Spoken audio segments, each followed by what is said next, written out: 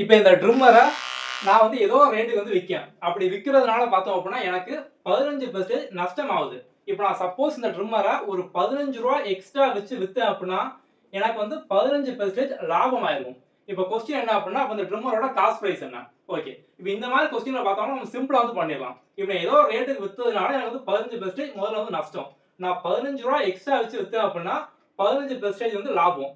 இப்போ cost price. இப்படி கேட்டாங்க அப்படின்னா இப்போ வந்து மொத்தத்துல பெர்சன்டேஜ்ல எவ்வளவு வித்தியாசம் வருது? நம்ம என்னைக்குமே பார்த்தோம் அப்படின்னா 100 தான் வந்து பேஸ் ஆச்சு எடுப்போம். 100% ஒரு முழுமையான பெர்சன்டேஜ் அப்படிதானா?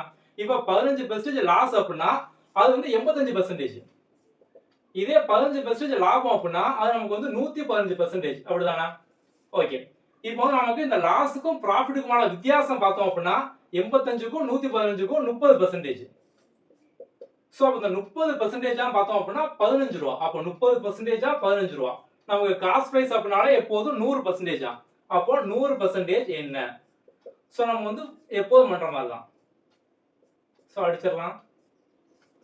10 × 5 50. அப்போ இந்த ட்ரிம்மரோட காஸ்ட் பிரைஸ் பார்த்தோம் அப்படின்னா வந்து ரூ. 50. சோ வந்து கமெண்ட்ல யாருக்கு ட்ரிம்மர் ரூ. 50 கொடுக்க அப்படிங்கிற மாதிரி குஜின் வெஸ்ட் பண்ணக்கூடாது. ஜஸ்ட் ஒரு எக்ஸாம்பிளுக்கு அவ்வளவுதான்.